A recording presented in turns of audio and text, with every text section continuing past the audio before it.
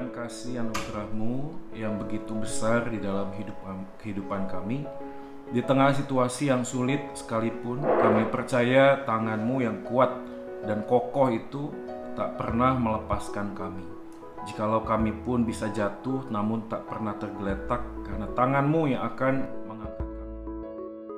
Kita akan langsung mulai saja. Bapak Ibu sekalian, berkaitan dengan hal ini, maka saya akan memulainya dengan sebuah pertanyaan. Kenapa kita perlu membahas isu ini? Ya, kenapa kita perlu membahas isu ini?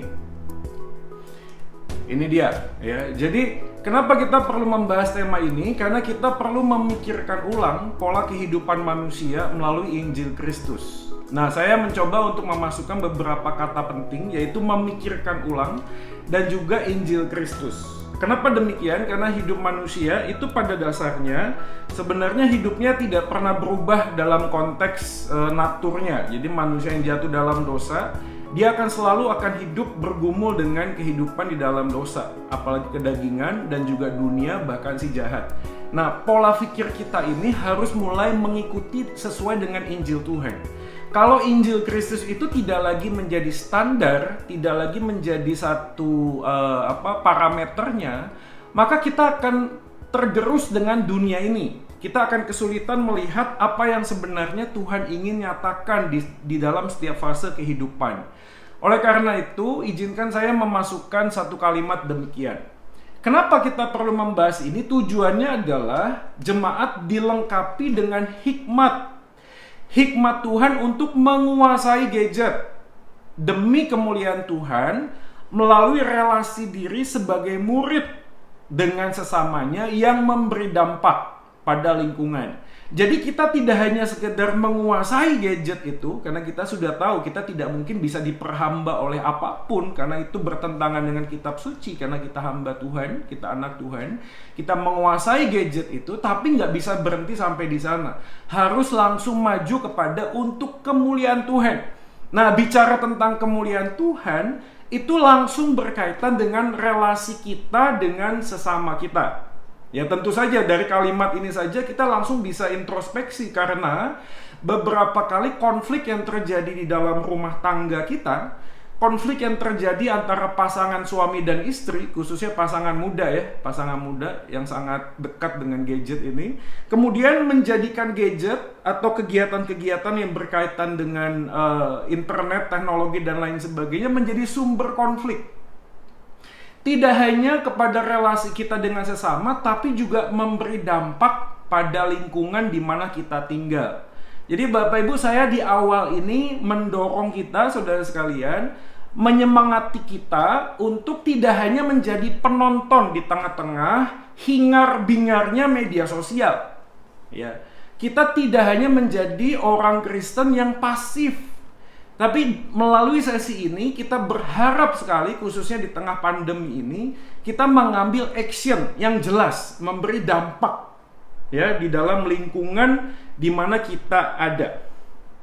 Nah, kalau kita sudah punya satu pemahaman yang sama tentang kaitan ini, menguasai demi kemuliaan Tuhan melalui relasi diri dan memberi dampak di mana kita tinggal, ya, di mana kita tinggal, maka kita melihat ada kesamaan yang sangat dekat antara tema kita, yaitu gadget dan pandemi.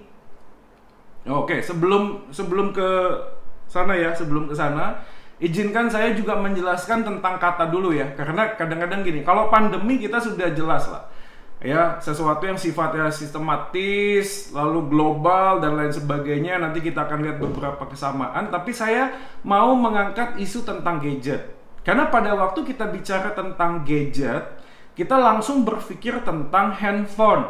Padahal kalau saya melihat di dalam beberapa catatan kamus, definisi gadget itu adalah sebuah alat yang kecil dan sifatnya mechanical, atau sifatnya itu elektronik yang dipakai secara praktis untuk tujuan sesuatu yang bersifat selalu diperbaharui. Oke, jadi mungkin ini agak panjang kalimatnya. Ini saya ngambil dari Merriam-Webster. Dia mengatakan demikian. Jadi sesuatu yang sifatnya kecil, ya, lalu juga praktis. Tapi yang menurut saya menarik adalah ada kata novelty di sana, yaitu sesuatu yang selalu baru. Jadi kalau sesuatu yang baru, gadget ini tidak hanya sekedar handphone, tapi segala sesuatu yang sifatnya elektronis, praktis, dan selalu baru berkaitan dengan teknologi. Bisa jadi itu apa? Bisa jadi laptop bisa, televisi juga bisa, apalagi misalnya konsol box juga bisa, PlayStation juga bisa, Xbox juga bisa, tempat-tempat games, alat-alat games, dan lain sebagainya. Itu juga masuk dalam kategori gadget ini, Bapak Ibu sekalian. Jadi pada waktu kita belajar tentang gadget dan pandemi, mungkin kita tidak terlalu kuat main di handphone misalnya. Tetapi kalau Anda terus-menerus menggunakan laptop pun, sebenarnya ini masuk dalam bagian ini. Ya, jadi gadget itu sifatnya sangat luas sekali. Jadi kalau sifatnya sangat luas sekali, kita melihat ada kesamaan antara gadget dan pandemi. Yang pertama, kesamaannya adalah keduanya memberi dampak perubahan pada kehidupan manusia. Jadi perubahan itu nampak sekali. Nanti kita akan lihat apakah betul-betul berubah atau tidak. Kita akan mencermati tidak hanya sekedar apa yang kelihatan secara fisik, ya, kehidupan yang misalnya nggak bisa lagi keluar ke mall, nggak bisa lagi ketemu banyak orang. Perubahan itu apakah betul demikian? Yang kedua adalah berhubungan erat dengan cara pandang manusia melihat kekekalan dan kesementaraan hidup. Percaya atau tidak, pada waktu orang-orang bermain gadget ada satu hasrat tertentu. Itu apapun ya, anyway apapun juga ya yang kita pakai. Ada sebuah hasrat tertentu yang tanpa sadar itu melekat erat dengan diri kita. Sehingga kita sulit sekali atau merasa terganggu seandainya apa yang biasa kita gunakan itu tidak lagi ada. Nah, di dalam konteks demikian, kita tidak lagi bisa menghargai waktu. Ya, nggak lama, loh sudah 2 jam, sudah 3 jam. Nonton film Korea itu nggak lama bisa penasaran.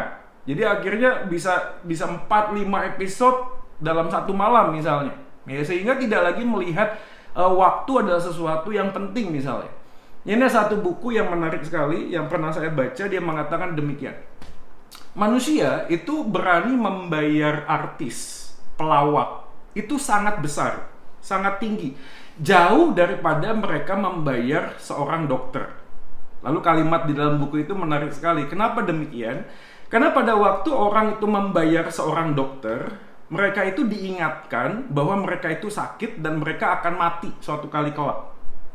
Tetapi mereka, manusia, berani membayar jauh lebih mahal daripada dokter untuk artis, untuk pelawak, untuk stand up komedian dan lain sebagainya. Kenapa? Karena mereka ini mengalihkan pikiran manusia dari kematian. Tapi bukan hanya sekedar itu, Bapak Ibu sekalian. Manusia membayar sangat murah untuk para filsuf, maaf ya ini nggak enak sih, tapi dia ngomong begitu sih. Para pendeta, ya, para hamba Tuhan sangat murah. Kenapa? Karena mereka selalu bicara tentang kematian. Jadi manusia itu nggak suka sekali bicara tentang kematian, sehingga mereka membayar murah untuk untuk orang-orang yang selalu ngomong tentang kematian. Tapi mereka berani membayar mahal untuk orang-orang yang membuat kita itu mengalihkan, ya, cara berpikir kita tentang kehidupan setelah kematian. Yang ketiga adalah pandemi dan gadget mempunyai kesamaan karena punya pengaruh di dalam kondisi relasi antar manusia, baik orang percaya atau tidak. Ya, ini juga kita tidak usah bahas terlalu jauh ya. Misalnya kita sulit sekali hari ini berrelasi karena nggak bisa ke gereja.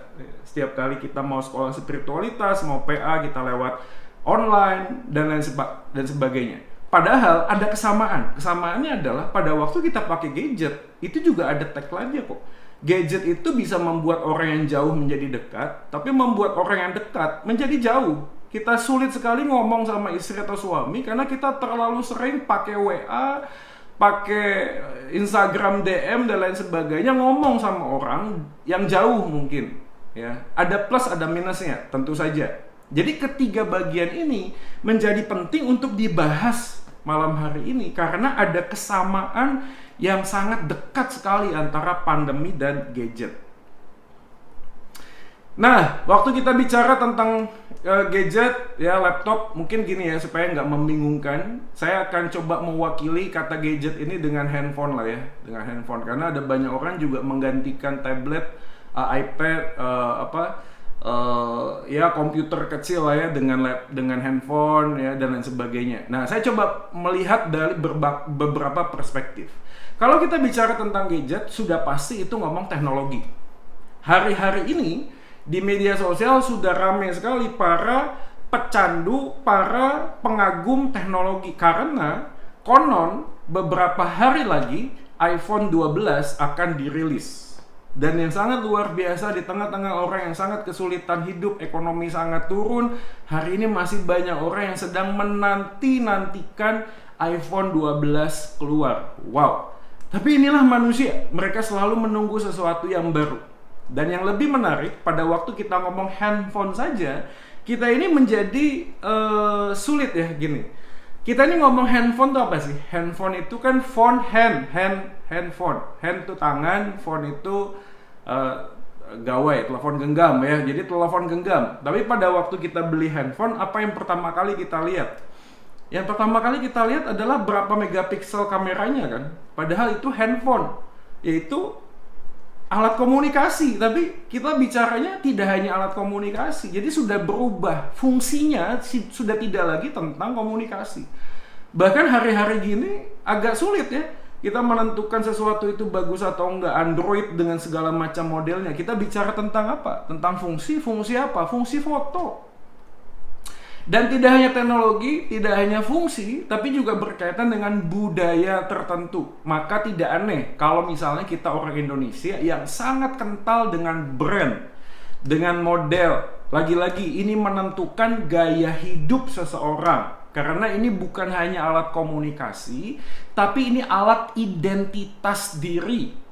Bagi anak-anak muda kita hari ini, handphone apa dan jenis apa yang Anda miliki itu menjadi sangat penting. Bukan lagi cerita tentang ada data, ada kuotanya, ada pulsanya atau enggak. Yang penting kamu tenteng handphone apa hari ini. Ya, bahkan bukan hanya itu, teknologi dan juga alat handphone yang baru itu menentukan dengan banyak hal. Kaitannya dengan apa? Dengan yang sifatnya itu relasi antar sesama manusia. Ya, saya kasih contoh begini ya. Setelah media sosial itu begitu sangat gencar di tengah-tengah pandemi, paling tidak ada 3 penyakit sosial yang muncul. Yang pertama adalah fake account, akun-akun palsu. Yang kedua adalah filter foto. Ya, sekarang berapa banyak orang main TikTok? Kenapa? Karena waktu Anda main TikTok pertama kali masuk, langsung dikasih filter. Ini mohon maaf, mungkin Bapak Ibu ada yang kesulitan dengan istilah filter itu apa. Itu adalah sebuah alat aplikasi yang membuat wajah Anda seperti saya yang biasa-biasa menjadi sangat, ya biasa juga sih, nggak luar biasa juga sih, biasa-biasa juga. Nggak, anyway. Itu bisa menghilangkan noda, bisa membuat wajah Anda lebih putih, bisa membuat rambut yang ikal jadi lurus, yang lurus jadi keriting, dan berbagai banyak hal. Dan itu sangat diminati dan sangat digandrungi. Yang pertama adalah fake account, yang kedua adalah filter. Lalu yang ketiga adalah kita bicara tentang sebuah realita kehidupan penyakit sosial. Apa itu? Semua orang berhak ngomong apapun. Bapak Ibu sekarang ikuti nggak? Ada beberapa tren yang menarik yang membahas kata ANJAY. ANJAY. Ya, mungkin ada yang tahu, ada yang enggak ya. ANJAY itu sekarang sudah marak sekali. Ya, ini sekarang banyak orang bicara tentang, boleh nggak sih orang Kristen bicara tentang ANJAY?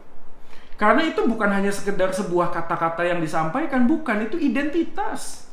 Itu menjadi gaya hidup, itu menjadi lifestyle anak muda sekarang. Dan repotnya adalah pada waktu kita bicara seperti ini, kadang-kadang itu bisa mengelus dada. Kenapa? Karena gereja dirasa kurang hadir. Saya akan cepat saja. Gadget tidak merubah perilaku, hanya mengungkapkan perilaku manusia yang sebenarnya. Perhatikan baik-baik Bapak Ibu Saudara sekalian, gadget itu tidak merubah perilaku, hanya mengungkapkan. Jadi pada waktu kita melihat perubahan perilaku yang nampak secara fisik, itu hanyalah kesempatan mereka bisa mengungkapkan yang dulu sebenarnya mereka pengen ungkapin. Contoh misalnya, apakah kita ini baru-baru ini saja senang foto selfie? Tidak, Craig Groeschel dalam sebuah bukunya, even nggak ada media sosial sekalipun, semua manusia itu suka sekali selfie. Karena manusia itu cenderung melihat diri sebagaimana dirinya sendiri. Sehingga penilaian orang lain terhadap dia akan sangat berpengaruh. Dan ini mirip dengan pandemi. Karena pandemi tidak mengubah iman kita. Ada yang ngomong iman kita semakin besar, semakin kecil. Enggak, ini hanya mengungkapkan iman kita yang sebenarnya. Apa maksudnya mengungkapkan iman kita yang sebenarnya? Siapakah Tuhan bagi kita hari ini itu diungkap, terlihat, semakin nampak, semakin jelas. Kita ini tidak melihat Tuhan sebagaimana Tuhan ingin memperkenalkan dirinya, enggak kok. Kita hanya melihat Tuhan sebagaimana kita pengen Tuhan yang menurut versi kita. Menurut versi kita, maka tidak aneh dalam eksposisi kitab Habakuk di GKI Pregola juga setiap Jumat. Salah satu yang kita gumulkan hari ini, Habakuk pun bergumul dalam konteks itu. Karena nasionalisme terlalu tinggi, sehingga dia bergumul dan berkata, kenapa Tuhan engkau tidak menjawab? Mengapa Tuhan engkau membangkitkan orang Kasdim? Karena buat Habakuk, Tuhan harusnya melakukan seperti yang dulu pernah dia lakukan. Melakukan mujizat, memenangkan peperangan, dan lain sebagainya. Tapi pada waktu Habakuk jadi nabi, dia harus mengubah cara berpikirnya. Dan ini tidak aneh Bapak Ibu sekalian. Karena kita tahu legenda Dewi Sri kan? Dewi Sri. Bukan Mbak Sri ya, Dewi Sri. Dewi Sri itu konon adalah dewi perempuan, dewi kesuburan yang disembah oleh para petani. Lah kenapa kok dia dipersonifikasi sebagai seekor ular? Karena pada waktu petani itu menanam padi, mereka membutuhkan ular untuk menjaga tanaman padi mereka. Atau mungkin yang kedua, Tipatkai. Ya. Asistennya siapa itu? Rahib yang ke India itu. Patkai, yang Sunggokong dan Patkai. Patkai dewa jemaah dipersonifikasi sebagai orang yang pribadi yang suka kepada perempuan. Suka main perempuan, maka tidak aneh kalau Patkai disembah oleh para wanita tunasusila. Jadi kita ini menyembah Tuhan itu akhirnya bukan seperti apa yang Tuhan ingin untuk kita sembah, bukan. Tapi kita mencoba untuk menentukan versi Tuhan menurut kondisi dan keadaan kita. Makanya gadget itu tidak merubah perilaku, hanya mengungkapkan perilaku manusia. Jadi kalau hari ini saya mau sedikit pause sejenak, Bapak Ibu dan Saudara sekalian, hari ini kita perlu memikirkan ulang seberapa banyak kita pegang gadget. Itu adalah sebuah bentuk di mana kita tidak lagi merespon hal-hal yang sifatnya itu lahiriah. Kita terlalu senang, terlalu masuk ke dalam bagian itu sehingga kita terjebak, nggak bisa keluar. Nanti kita akan lihat kok bisa begitu. Oke. Ini dia, dalam masa pandemi corona, Kominfo temukan 474 isu hoax. Menkominfo 554 isu hoax, luar biasa. Ini ya bukan promosi, tapi ya langsung saja ya, ini judul yang saya buat di YouTube channel saya. Yang belum kunjungi bisa langsung keywordnya Joy Manik. Lihat, YouTuber selingkuh emang gereja pikirin. Ya mungkin Bapak Ibu nggak ada yang tahu ngapain juga sih ngurusin YouTuber selingkuh. Ya terakhir ini malah si Jessica Jen yang adalah YouTuber yang pacar yang selingkuh itu, kemudian diisukan pacaran sama kokonya sendiri, abangnya sendiri. Jazz No Limit, seorang YouTuber gamer yang sangat terkenal di Indonesia, yang salah satu yang cukup baik ya dalam tanda kutip, karena pada waktu buat konten-konten tidak ada kata-kata kasar di dalamnya. Ya, Jessica Jen adalah adiknya. Banyak orang mulai berpikir apakah gereja peduli dengan hal seperti ini. Ya, ini buku yang sudah lama, sudah tua mungkin ya, David Kinnaman menuliskan sebuah buku You Lost Me. Perhatikan Bapak Ibu sekalian, 18-29 tahun yang disurvei persentasenya mengatakan gereja membosankan, sangat setuju 16%, setuju 31%, iman tidak berhubungan dengan karir 13%, setuju 24%. Gereja saya tidak menyiapkan saya untuk hidup di dunia nyata 9%. Gereja tidak menolong saya menemukan tujuan hidup. Alkitab tidak diajarkan dengan jelas. Allah sepertinya hilang dari gereja. Data-data seperti ini harusnya membuka mata kita lebar-lebar. Di tengah-tengah pandemi seperti ini, gadget dipakai oleh Tuhan untuk membuka mata kita sekalian. entah itu gereja, entah anak Tuhan, untuk hari ini mengambil satu keputusan komitmen untuk lebih jauh melihat ini. Jadi jangan sampai kita punya kepribadian iman percaya yang dikotomi. Ya. Dan ini kan menjadi kasus yang berkali-kali terjadi. Berapa banyak orang tua yang kemudian juga komplain, anak saya kok di kamar terus main game, kamu kok pegang gadget terus sih. Karena kita tidak punya perspektif yang cukup untuk melihat bahwa Tuhan pun dengan general revelation, wahyu umumnya, itu juga mengizinkan teknologi, mengizinkan gadget untuk sebuah tujuan tertentu. Harusnya demikian. Tapi sangat disayangkan, lagi-lagi gereja tidak memberikan jawaban.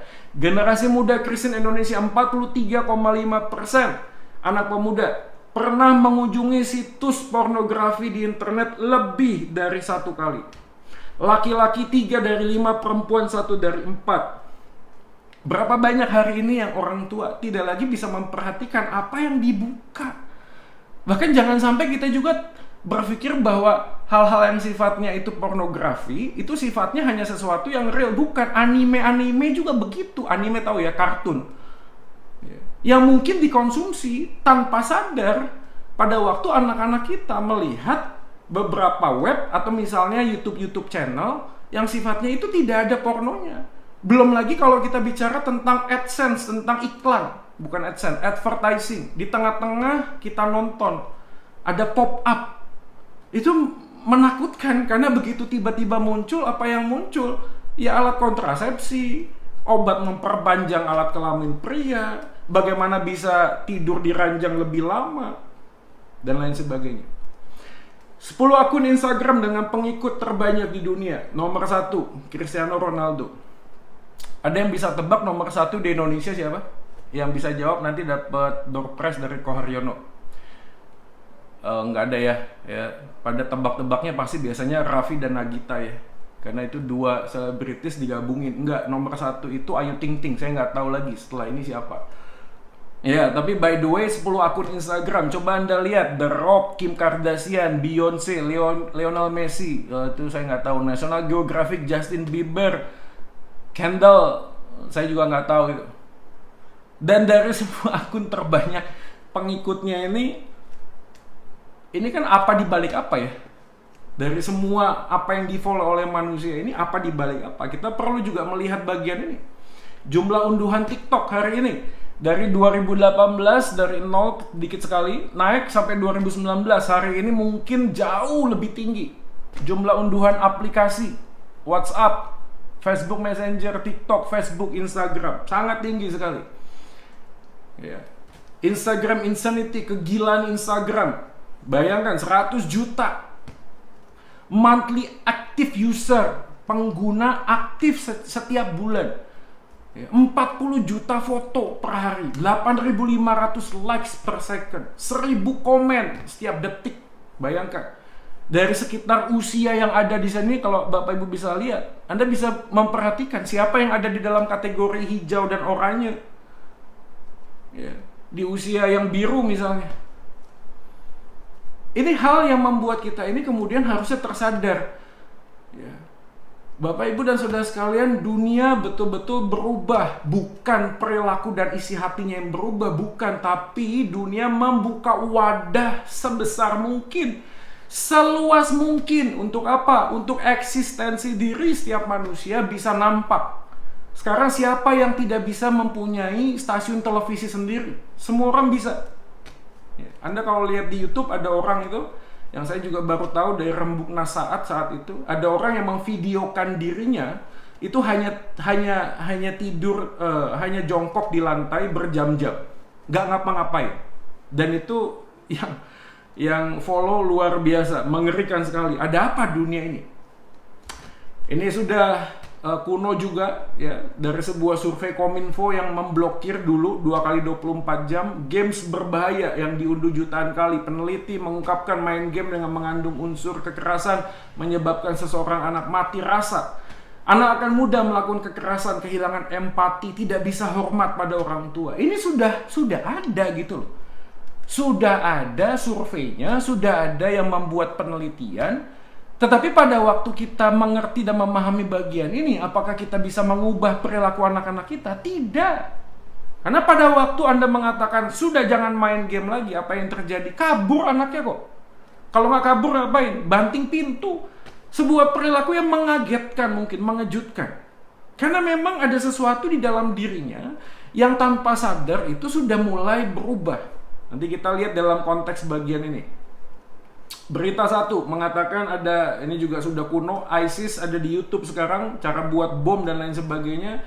Ya, ini propaganda kelompok radikalisme juga ada. Yang menariknya adalah justru banyak sekali info-info yang seperti ini, tapi sangat sedikit orang yang mengcounter, yang membuat jawaban.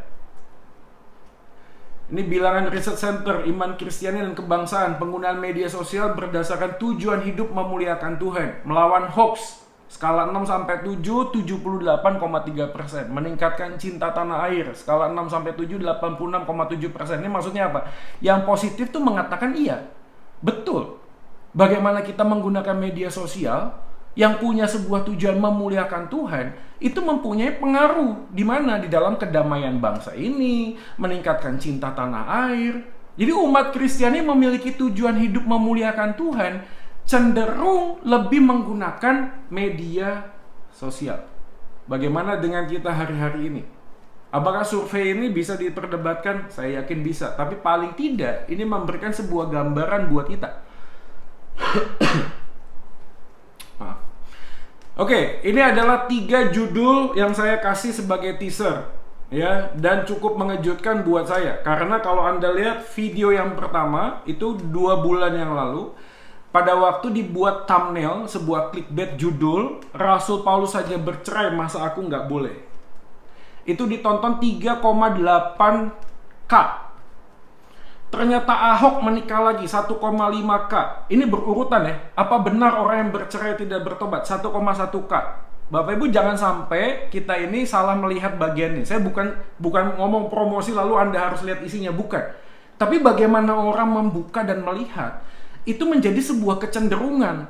Karena pandemi terjadi, bagi beberapa orang yang nggak concern, nggak peduli sama Ahok, nggak pernah mikir tentang cerai nggak cerai, yang nggak pernah mikir tentang siapa Joel Osteen, yang nggak pernah mikir siapa masuk surga, siapa nggak masuk surga, hari ini dalam tanda kutip dipaksa, Bapak Ibu sekalian, dipaksa untuk memikirkan ulang. Loh, ini ada yang komen kok, pada ngomong kalau nggak bertobat kemudian nggak masuk surga. Ini pertanyaannya, emang kalau dia udah nikah, ceraiin anak istri yang kedua lalu nikah sama istri yang pertama, itu namanya juga nggak jahat gitu? Bukan hanya itu, kalau kita ngomong tentang perceraian, bicara pernikahan itu kan 2 aspek. Aspeknya kan vertikal ke atas dan horizontal ke bawah. Maka kita kalau GKI, kita melihat bagaimana Tuhan mensahkan sebuah pemberkatan pernikahan juga melibatkan unsur pemerintah. Tapi jangan sampai kita lupa bahwa ada unsur vertikal spiritual kepada Tuhan. Nah, pertanyaannya hari ini, ada banyak orang Kristen yang mungkin secara horizontal itu tidak pernah menggugat cerai ke pengadilan. Nggak pernah. Tapi maaf kata, kalau ditanya, sudah pernah ngomong nggak sama suami? Enggak kok, saya nggak pernah ngomong sama suami saya. Sudah 1-2 tahun dia nggak ngomong, pisah ranjang, tapi nggak cerai secara pemerintah. Tapi secara spiritual, nggak ada si laki-lakinya mungkin main perempuan lain, si wanitanya juga entah udah kemana. Tapi tidak pernah ada surat cerai. Lalu bagaimana mendefinisikan perceraian? Hari-hari ini, jemaat Tuhan sepertinya dipaksa untuk melihat, untuk memahami, untuk lebih mengerti yang dulu mungkin tidak dianggap penting. Maka saya bersyukur sekali kalau majelis dan hamba Tuhan GKI Pregolan Bunder membuat sebuah tema ini, karena kita perlu menstel, mengkalibrasi hati dan pikiran kita melihat dalam perspektif Tuhan. Ini sudah lama dilihat, 89% orang Indonesia pakai media sosial melalui handphonenya. Oke, ini dia perubahan besar perilaku, relasi sosial, pendidikan, dan kepribadian. Perilaku tadi saya sudah sebutkan ya. Sekarang ada banyak orang yang kesulitan untuk masak kemudian beli online. Relasi sosial, kehilangan model keteladanan. Ya, kita sulit sekali melihat sebuah pelayanan itu karena betul-betul panggilan. Karena pada waktu kita ngomong tentang sebuah pelayanan hari-hari gini, pelayanan yang seperti apa yang sedang kita pikirkan? Karena ada banyak orang nggak bisa jadi usher hari ini, nggak bisa terima tamu. Tapi berapa banyak orang yang memahami bahwa pada waktu ada live streaming, chat di YouTube, itu adalah bentuk yang sama seperti orang sedang menyambut tamunya Tuhan. Kan nggak ada yang beda, harusnya begitu loh. Jadi ada orang yang berpikir, oh pelayanan tuh apa? Oh paduan suara, harus ada latihan dan sebagainya. Saya bukan ngomong itu tidak baik, itu sangat baik. Tapi ini bukan hanya sekedar bernyanyi dan sekedar berlatih, enggak. Tapi pada waktu kita meresponi panggilan, harusnya panggilan pelayanan tidak terbatas di dalam tempat, di dalam gereja, di dalam bentuk apapun. Ibadah itu adalah mempersembahkan hidup. Maka saya harus acungi jempol dan angkat topi buat beberapa orang yang kemudian memaksakan dirinya untuk tampil di depan video, merekam dirinya sendiri, bernyanyi puji-pujian, lalu membagikannya kepada orang lain. Saya appreciate. Dengan contoh yang sederhana, dengan modal yang sederhana, dengan handphone, dengan mic sederhana, mencoba untuk melakukan sesuatu, mencoba untuk punya kontribusi di tengah-tengah dunia ini. Saya dengan beberapa rekan buat satu akun beritakan kebenaran. Ngapain? Sekarang kita masuk dalam doa misi. 441, 4 orang untuk satu suku di dalam Indonesia, di luar Indonesia. Responnya luar biasa. Ya, kita di Pregolan setiap Senin mendoakan suku-suku itu. Ya, doa ini kemudian sesuatu yang tadinya dianggap biasa-biasa hari ini menjadi sangat penting, karena bagaimana mungkin kita bisa terus melayani kalau tanpa doa. Pola pendidikan lain sebagainya saya pas, kepribadian yang self-centered, pragmatis dan instan ini juga tidak bisa lagi kita pungkiri akan terus terjadi. Oke, ini pertanyaan cepat yang biasanya saya bagikan kepada anak pemuda, dan saya lihat semua peserta di sini masih muda ya, puji Tuhan. Mungkin langsung saja dijawab dalam hati ya. Yang pertama, siapakah artis yang kamu follow dan mengapa? Kalau Juni saya tahu siapa yang dia follow. Ya, suaminya sendiri ya. Oke, puji Tuhan. Oke, selain teman, akun apa yang kamu follow ya, dan kenapa ya? Selain teman, ya banyak hal. Ada banyak orang yang suka make up. Ya, apa yang kita follow? Ya mungkin hal yang berkaitan dengan orang yang suka berbagi tentang tips untuk make up. Ya, ada beberapa orang yang suka dengan penjelasan-penjelasan firman Tuhan. Ya, beberapa influencer Kristen di follow, ada banyak teman, Christopher Tapiheru dan lain sebagainya. Ya, apakah penting punya banyak follower dan kenapa? Ya. Nah, ini menarik sekali ya, karena bagaimanapun juga berapa banyak follower menentukan seberapa besar engagement dan impression Anda pada waktu masuk dalam Instagram. Artinya kita nggak bisa ngomong gini, oh aku pengen banyak follower, lalu kemudian beli follower. Nggak begitu sih. Tapi sebagaimana kita punya hati dan masuk di dalam dunia yang seperti ini, maka orang akan melihat sesuatu yang indah dan bagus gitu loh. Kemudian apa? Di-share pada orang lain. Dan pada waktu di-share, kemudian dampaknya bisa apa? Followernya bisa nambah. Tapi bukan berarti banyak follower itu menentukan siapa diri kita. Bukan. Foto seperti apa yang kamu upload di medsosmu dan kenapa? Ya, saya lihat ada beberapa medsos yang isinya adalah satu pengumuman semua. Ya, saya nggak tahu itu majalah dinding atau apa, saya nggak tahu ya. Di-upload, ada yang upload makanan semua ya. By the way, it's okay juga jualan melalui medsos, itu sangat juga baik sekali ya, dan saya lihat peluangnya sangat besar, bahkan ke depan akan semakin besar ya bergulirnya. Maka ada banyak orang juga membuat training, membuat Instagram yang sederhana tapi bisa menarik. Tapi nggak banyak orang ya ini kan membingungkan ya.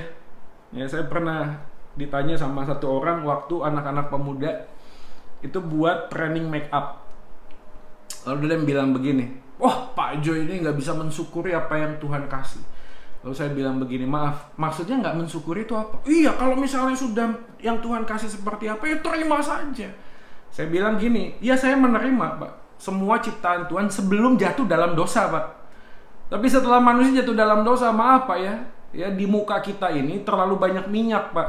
Karena terlalu banyak minyak muncullah komedo, Pak. Anda jangan ngomong begini, komedo itu pemberian Tuhan. Haleluya, puji Tuhan. Ya tidak usah dipot, tidak usah dibersihkan. Nggak begitu gitu loh. Karena setelah jatuh di dalam dosa, dampaknya bukan hanya spiritual. Ada banyak orang yang lahir cacat. Ada banyak orang juga yang mempunyai sesuatu kelemahan dalam wajahnya. That's okay gitu loh. Inilah 5 pertanyaan kunci wawasan dunia yang membuat kita harus memikirkan ulang pada waktu ngomong